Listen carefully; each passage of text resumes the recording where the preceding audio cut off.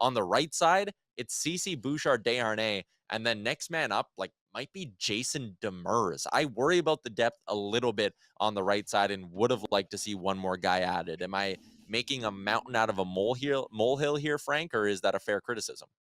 No, I don't think so. I think it's a fair criticism. I think, um, look, the fact of the matter is the Oilers are paying two players that are in their system, their organization, in Ryan Murray and Slater Koekkoek. They're paying them NHL level money that's parked on long term injured reserve and in Baco. So, had this team better scouted, better, you know, did a better job signing depth players, a lot of your concerns would have been alleviated, right? Like it's no problem having players like that on NHL contracts playing in the minors. Every team does. Any team that has money does that. But those two guys don't make anyone feel warm and fuzzy. And more to the point, as Ryan Murray continues to rehab, I know he's a left shot guy, but as he continues to rehab, I don't even know that anyone's seen him around the team. Like that has been a legit question mark is where exactly on earth is Ryan Murray right now? So, again, not to make too big of an issue out of it from my end and yours, um, that's what you talk about when you speak of organizational depth. And if you're going to sign players like that and actually pay them NHL money, then you need to get NHL money's worth in terms of insurance. And I don't think the Oilers have that.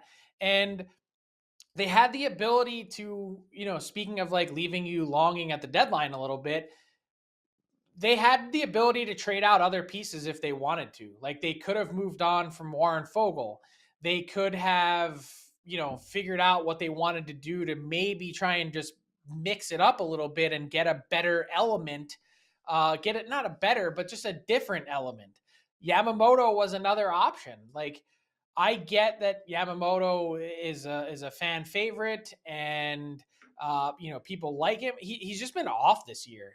Yeah. And it all comes back to that. It comes back to the issue that he's got going on with his neck, his balance, his vestibular system, his you can call it concussion like symptoms, whatever you want to call it. I know for dead nuts certain that Kyler Yamamoto is not right. And does that pop up in a worse way when the games start to mean more? Are you getting the most out of him that you can? I think everyone's hoping that he finds a way to rebound and get right, but there's no easy solution to it. He's seen specialists. He's missed two different chunks of time this year. And the last thing you kind of want to be in a spot if you're the Oilers this summer is Kyler Yamamoto at 3.1 million, either on LTIR for the next summer or the year that follows, or given that if he's injured, you can't buy him out. Like you can't go through another season of Kyler Yamamoto chipping in 8 goals and 17 points And and two missing of vast those, chunks of time. Not at yeah, 3.1 million bucks. So that to me is like a real concern moving forward is what's up with Yamamoto and how do you fix it? And then also the Fogle thing, which was would the Oilers have been better served being, just a little bit more aggressive, trying to change out a couple of those pieces at the deadline? Yamamoto 3 goals in his last 4 games, which on one hand is like, hey, he's starting to heat up, but he's also still missing a lot of quality chances, and he missed another one in the game against Buffalo.